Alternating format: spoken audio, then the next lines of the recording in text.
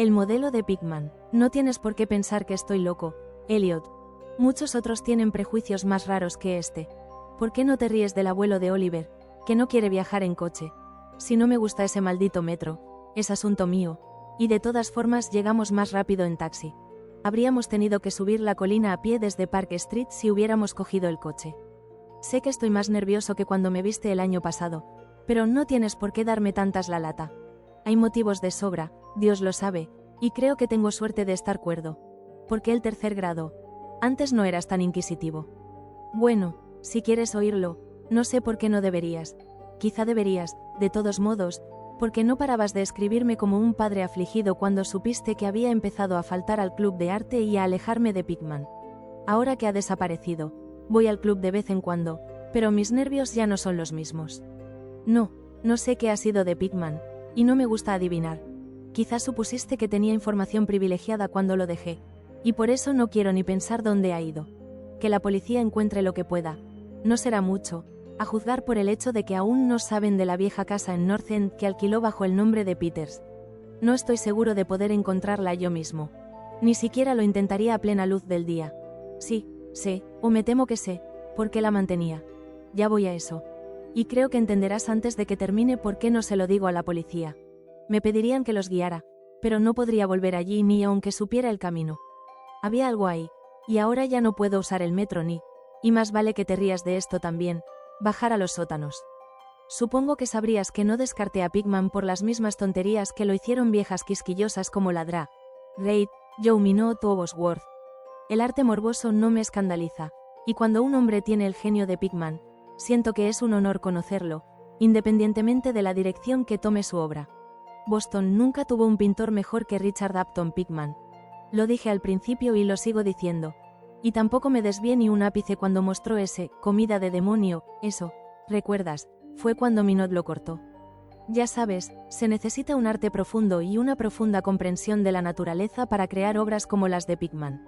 Cualquiera que se precie de ser portada de revista puede salpicar pintura a mansalva y llamarlo pesadilla, aquelarre o retrato del diablo, pero solo un gran pintor puede lograr que algo así sea realmente aterrador o suene real.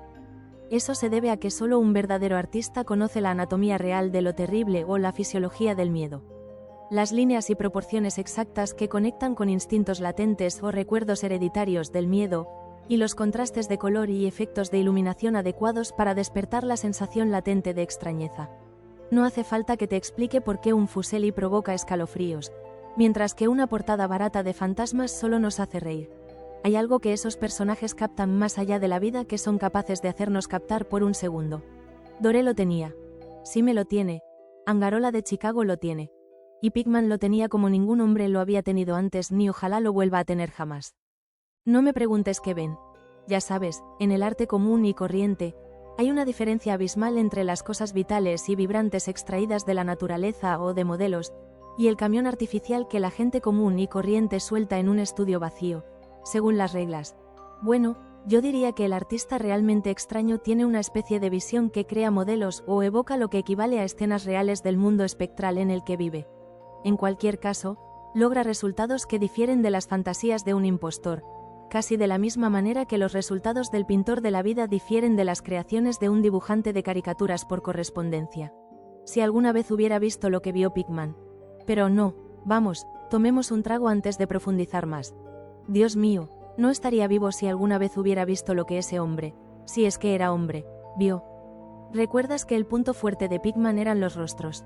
No creo que nadie desde Goya pudiera plasmar tanta crudeza en un conjunto de rasgos o en un giro de expresión. Y antes de Goya hay que remontarse a los medievales que crearon las gárgolas y quimeras de Notre Dame y el Monte Saint-Michel. Creían en todo tipo de cosas, y quizá también las veían, pues la Edad Media tuvo fases curiosas. Recuerdo que una vez, el año antes de partir, le preguntaste a Pigman de dónde demonios sacaba esas ideas y visiones. No te soltó una risa desagradable. Fue en parte por esa risa que Reid lo abandonó.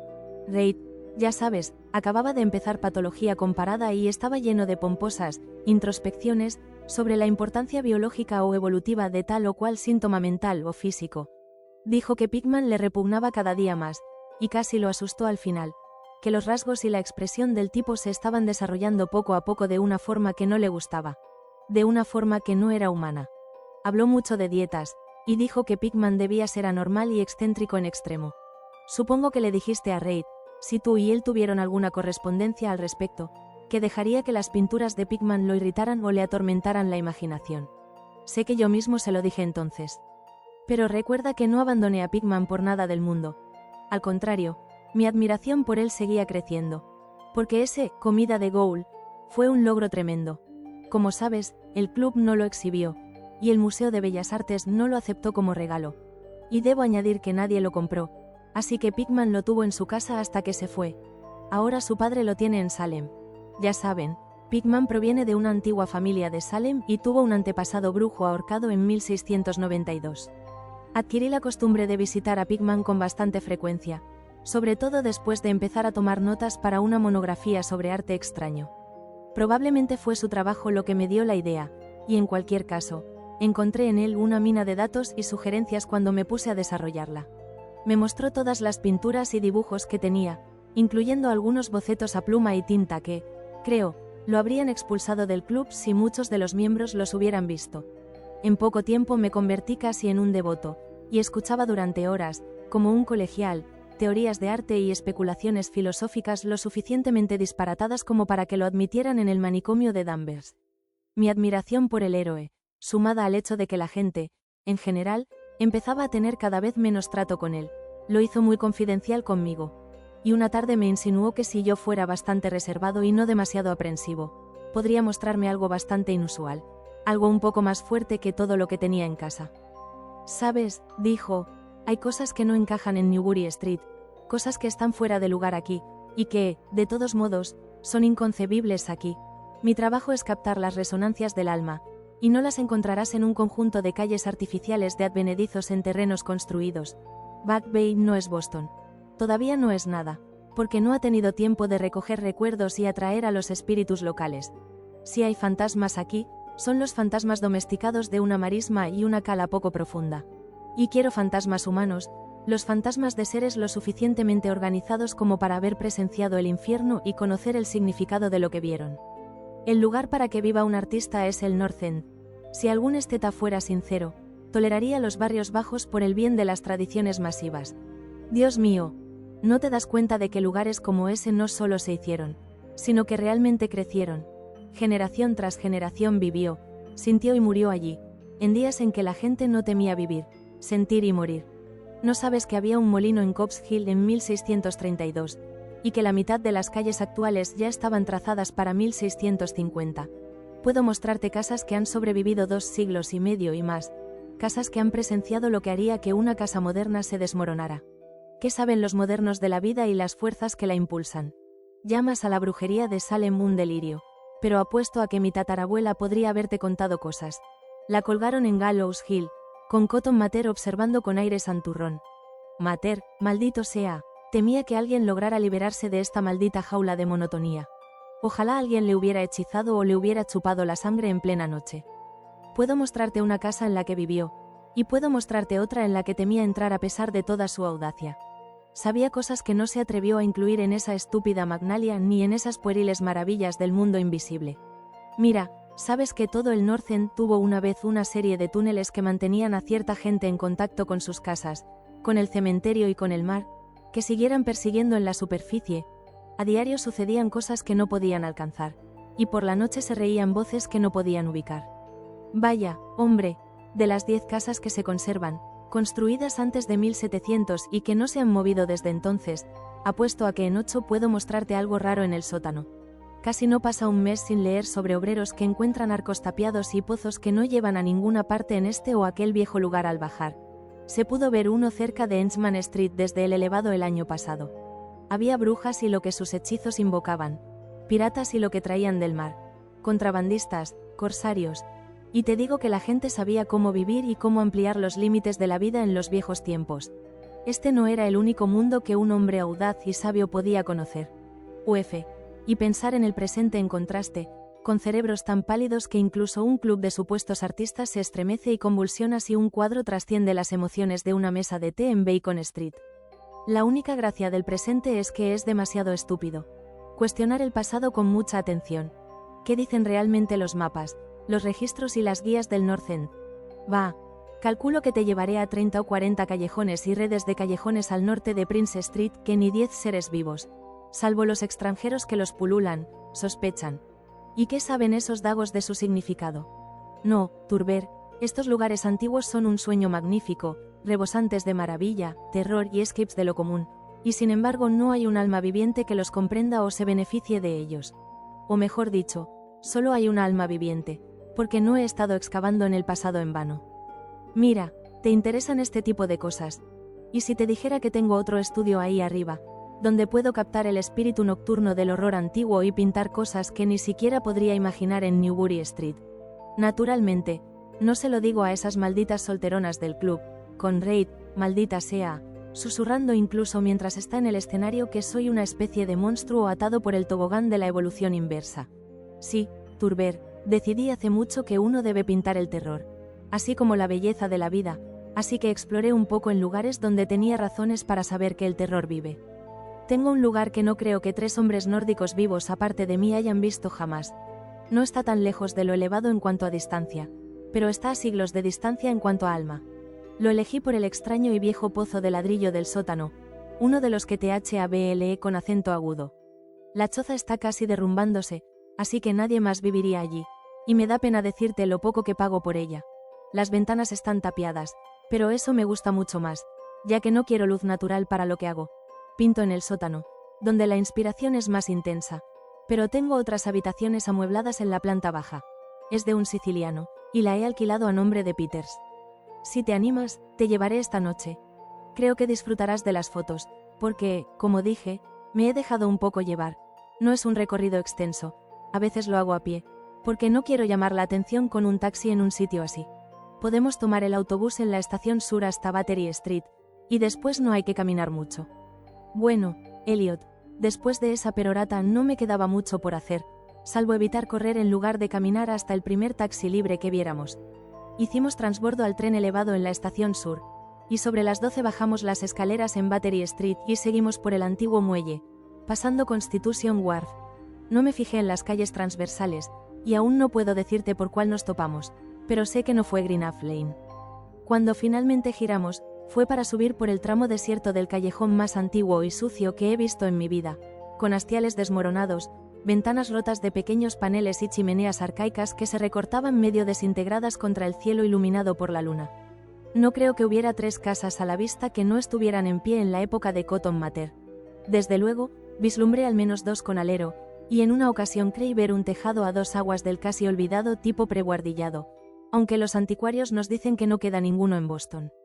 Desde ese callejón, que tenía una luz tenue, giramos a la izquierda hacia un callejón igualmente silencioso y aún más estrecho, sin luz alguna, y en un minuto hicimos lo que creo que era una curva obtusa hacia la derecha en la oscuridad. Poco después, Pigman sacó una linterna y reveló una puerta antediluviana de 10 paneles que parecía terriblemente carcomida. Al abrirla, me condujo a un pasillo desolado con lo que antaño fue un espléndido revestimiento de roble oscuro. Sencillo, por supuesto, pero con una emocionante evocación de la época de Andros, Phipps y la brujería. Luego me condujo por una puerta a la izquierda, encendió una lámpara de aceite y me dijo que me sintiera como en casa. Ahora bien, Elliot, soy lo que cualquier persona de la calle llamaría bastante duro, pero confieso que lo que vi en las paredes de esa habitación me dio mala espina. Eran sus cuadros, ¿sabes? Los que no pudo pintar ni siquiera exhibir en Newbury Street, y tenía razón cuando dijo que se había descuidado. Tómate otra copa, la necesito de todas formas. Es inútil que intente contarles cómo eran, porque el horror espantoso y blasfemo, la increíble repugnancia y la peste moral provenían de simples toques que las palabras no pueden describir. No había nada de la técnica exótica que se ve en Sidney Sime, ni de los paisajes transaturninos ni de los hongos lunares que Clark Ashton Smith usa para congelar la sangre. Los fondos eran en su mayoría cementerios antiguos, bosques profundos, acantilados junto al mar, túneles de ladrillo, antiguas habitaciones con paneles o sencillas bóvedas de mampostería. El cementerio de Cobb's Hill, que no podía estar a muchas manzanas de esta misma casa, era una escena favorita, la locura. Y la monstruosidad residían en las figuras en primer plano, pues el arte mórbido de Pigman era predominantemente un retrato demoníaco. Estas figuras rara vez eran completamente humanas, pero a menudo se acercaban a la humanidad en distintos grados. La mayoría de los cuerpos, aunque toscamente bípedos, se inclinaban hacia adelante y tenían una apariencia vagamente canina. La textura de la mayoría era de una especie de goma desagradable. Uf, ya los veo. Sus ocupaciones. Bueno, no me pidan ser demasiado preciso. Normalmente se alimentaban, no diré de qué. A veces se les mostraba en grupos en cementerios o pasajes subterráneos, y a menudo parecían estar enfrascados en una batalla por su presa, o mejor dicho, por su tesoro. Y qué condenable expresividad daba a veces Pickman a los rostros ciegos de este botín de osario.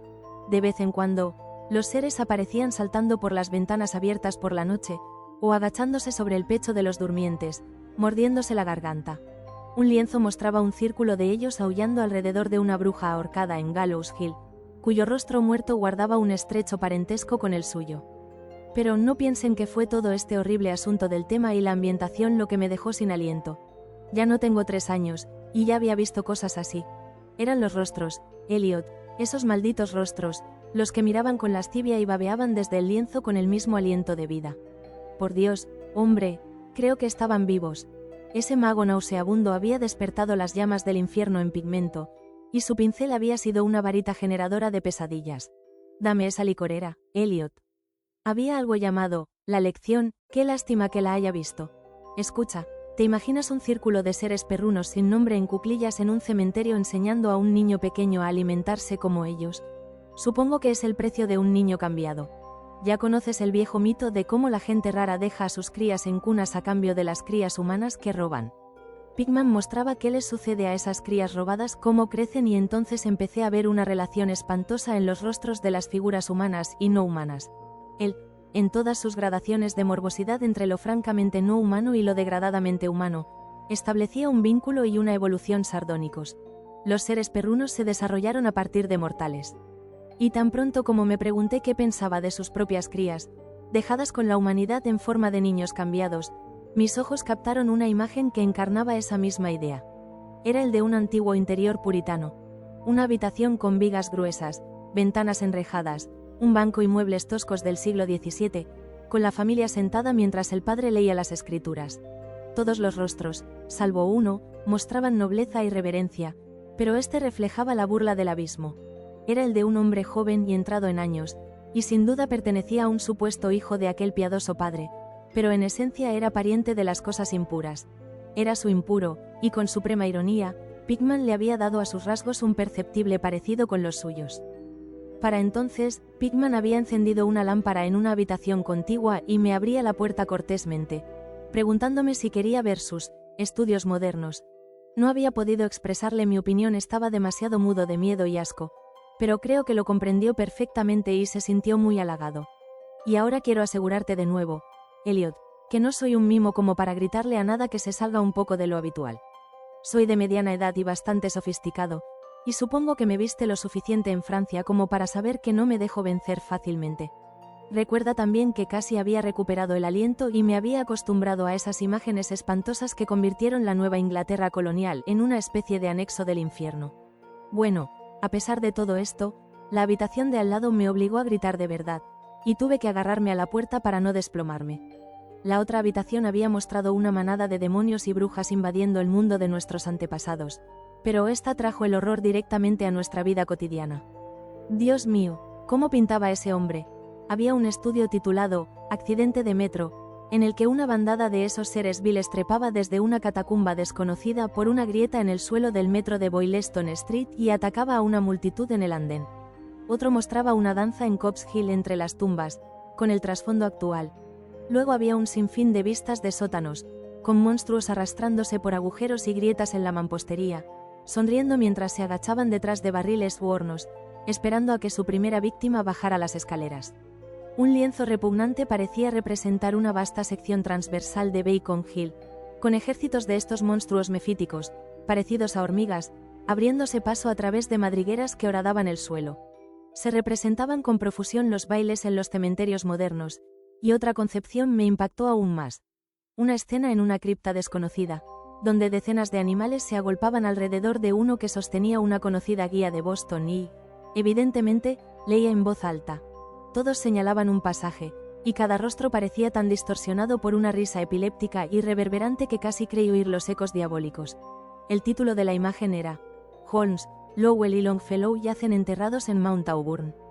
A medida que me iba tranquilizando y me reacomodaba en esta segunda sala de diabluras y morbosidad, comencé a analizar algunos de los puntos de mi asqueroso odio. En primer lugar, me dije, estas cosas me repugnaban por la absoluta inhumanidad y crueldad despiadada que mostraban en Pickman. Ese tipo debía ser un enemigo implacable de toda la humanidad para disfrutar tanto de la tortura del cerebro y la carne y la degradación de la vivienda mortal. En segundo lugar, aterrorizaban por su propia grandeza. Su arte era el arte que convencía. Cuando veíamos las imágenes, veíamos a los mismos Daimonions y les temíamos, y lo curioso era que Pickman no obtenía nada de su poder del uso de la selectividad o lo bizarro. Nada estaba borroso, distorsionado o convencionalizado. Los contornos eran nítidos y realistas, y los detalles estaban casi dolorosamente definidos. Y los rostros. No era una simple interpretación artística lo que veíamos. Era el pandemonio mismo, nítido y con una objetividad absoluta. Eso era, por Dios, el hombre no era un fantasioso ni un romántico en absoluto. Ni siquiera intentó darnos la efímera agitación y prismática de los sueños, sino que reflejaba con frialdad y sarcasmo un mundo de horror estable, mecánico y bien establecido que veía de forma completa, brillante, directa e inquebrantable. Dios sabe qué pudo haber sido ese mundo, o dónde vislumbró las formas blasfemas que corrían, trotaban y se arrastraban por él. Pero fuera cual fuese el desconcertante origen de sus imágenes, una cosa estaba clara. Pickman era, en todos los sentidos tanto en concepción como en ejecución, un realista meticuloso, minucioso y casi científico. Mi anfitrión me guiaba por el sótano hacia su estudio, y me preparé para un efecto infernal entre los lienzos inacabados. Al llegar al pie de la escalera húmeda, enfocó su linterna en una esquina del amplio espacio abierto que teníamos a mano, revelando el bordillo circular de ladrillo de lo que evidentemente era un gran pozo en el suelo de tierra. Nos acercamos y vi que debía de tener 1,5 metros de ancho, con paredes de un buen pie de grosor y unos 15 centímetros por encima del nivel del suelo. Una obra sólida del siglo XVII, o me equivocaba mucho. Eso, dijo Pickman, era a lo que se refería, una abertura en la red de túneles que solía socavar la colina. Observé distraídamente que no parecía estar tapiada, y que un grueso disco de madera formaba la aparente cubierta. Pensando en las cosas con las que este pozo habría estado relacionado si las descabelladas insinuaciones de Pickman no hubieran sido meras palabras, me estremecí ligeramente. Luego me giré para seguirlo, subí un escalón y, a través de una puerta estrecha, entré en una habitación de buen tamaño, con suelo de madera y amueblada como estudio. Un aparato de gas acetileno proporcionaba la luz necesaria para trabajar. Los cuadros inacabados, sobre caballetes o apoyados contra las paredes, eran tan espantosos como los terminados del piso de arriba, y mostraban los minuciosos métodos del artista. Las escenas estaban delineadas con sumo cuidado, y las líneas guía a lápiz revelaban la minuciosa exactitud con la que Pickman conseguía la perspectiva y las proporciones correctas. El hombre era magnífico. Lo digo incluso ahora, sabiendo tanto como lo sé. Una gran cámara sobre una mesa me llamó la atención, y Pickman me contó que la usaba para tomar escenas de fondo, para poder pintarlas a partir de fotografías en el estudio en lugar de tener que andar con el equipo por la ciudad buscando esta o aquella vista. Consideraba que una fotografía era tan buena como una escena o modelo real para un trabajo continuo, y declaró que las utilizaba con regularidad. Había algo muy inquietante en los nauseabundos bocetos y las monstruosidades a medio terminar que acechaban desde todos los rincones de la habitación, y cuando Pickman de repente desveló un enorme lienzo en el lado opuesto a la luz, no pude contener un grito ahogado, el segundo que había lanzado esa noche. Resonó una y otra vez por las oscuras bóvedas de aquel antiguo y salitroso sótano, y tuve que contener una oleada de reacciones que amenazaban con estallar en una carcajada histérica. Misericordioso creador, Eliot, pero no sé cuánto era real y cuánto una fantasía febril. No me parece que la Tierra pueda albergar un sueño así. Era una blasfemia colosal e innombrable, con ojos rojos y deslumbrantes, y sostenía entre sus garras huesudas algo que había sido un hombre, royendo la cabeza como un niño mordisquea un caramelo. Estaba en una especie de cuclillas, y al mirarlo, uno sentía que en cualquier momento podría soltar su presa y buscar un bocado más jugoso. Pero, maldita sea, ni siquiera era el tema diabólico lo que lo convertía en una fuente inmortal de pánico. Ni eso, ni la cara de perro con orejas puntiagudas, ojos inyectados en sangre, nariz chata y labios babeantes. No eran las garras escamosas, ni el cuerpo cubierto de moho, ni los pies medio desprovistos de pezuñas. Nada de eso, aunque cualquiera de ellos bien podría haber enloquecido a un hombre excitable. Era la técnica, Elliot. La maldita, la impía, la técnica antinatural. Como soy un ser vivo, nunca en ningún otro lugar vi el aliento de la vida tan fundido en un lienzo. El monstruo estaba allí y miraba fijamente. Roía y supe que solo una suspensión de las leyes de la naturaleza podía permitir a un hombre pintar algo así sin modelo, sin un atisbo del inframundo que ningún mortal ajeno al demonio ha tenido jamás. Prendido con una chincheta en un espacio vacío del lienzo había un trozo de papel, ahora muy arrugado. Probablemente, pensé, una fotografía de la que Pickman pretendía pintar un fondo tan espantoso como la pesadilla que iba a realzar. Extendí la mano para desenrollarlo y mirarlo, cuando de repente vi a Pickman sobresaltarse como si le hubieran disparado. Había estado escuchando con peculiar intensidad desde que mi grito de asombro despertó ecos insólitos en el oscuro sótano, y ahora parecía presa de un miedo que, aunque no comparable al mío, tenía más de físico que de espiritual. Sacó un revólver y me hizo un gesto de silencio. Luego salió al sótano principal y cerró la puerta tras él. Creo que me quedé paralizado por un instante. Imitando la escucha de Pickman, creí oír un leve ruido de algo corriendo en alguna parte, y una serie de chillidos o balidos en una dirección que no pude determinar. Pensé en ratas enormes y me estremecí. Entonces se oyó un ruido sordo que, de alguna manera, me puso la piel de gallina, un ruido furtivo, a tientas, aunque no puedo intentar expresarlo con palabras. Era como madera pesada cayendo sobre piedra o ladrillo, madera sobre ladrillo, ¿en qué me hizo pensar? Volvió a oírse, y más fuerte. Hubo una vibración, como si la madera hubiera caído más lejos que antes. Después siguió un chirrido agudo, un galimatías de Pickman, y la ensordecedora descarga de las 6 recámaras de un revólver, disparada espectacularmente como un domador de leones dispararía al aire para causar efecto. Un chillido o graznido apagado, y un golpe sordo. Luego, más rechinido de madera y ladrillo, una pausa, y la puerta se abrió, lo que, debo confesar, me sobresaltó violentamente. Pickman reapareció con su arma humeante, maldiciendo a las ratas hinchadas que infestaban el antiguo pozo. «Sabe Dios lo que comen», Turber dijo sonriendo, pues esos túneles arcaicos daban a cementerios, guaridas de brujas y costa. Pero sea lo que sea, debieron de haberse quedado cortos, pues estaban endiabladamente ansiosos por salir. Me imagino que tus gritos los despertaron. Más vale tener cuidado en estos lugares antiguos. Nuestros amigos roedores son el único inconveniente, aunque a veces pienso que son una ventaja por su atmósfera y color. Bueno, Elliot, ese fue el final de la aventura de la noche. Pickman había prometido enseñarme el lugar, y Dios sabe que lo había hecho. Me sacó de aquella maraña de callejones en otra dirección, al parecer, pues cuando vimos una farola estábamos en una calle que nos resultaba familiar, con hileras monótonas de bloques de viviendas y casas antiguas. Resultó ser Charter Street, pero estaba demasiado nervioso como para darme cuenta de dónde la habíamos tocado. Llegamos demasiado tarde para el tren elevado, y volvimos caminando al centro por Hanover Street. Recuerdo ese paseo. Cambiamos de Tremont por Bacon, y Pickman me dejó en la esquina de Joy, donde giré. Nunca más volví a hablar con él. ¿Por qué lo dejé? No te impacientes. Espera a que llame para un café.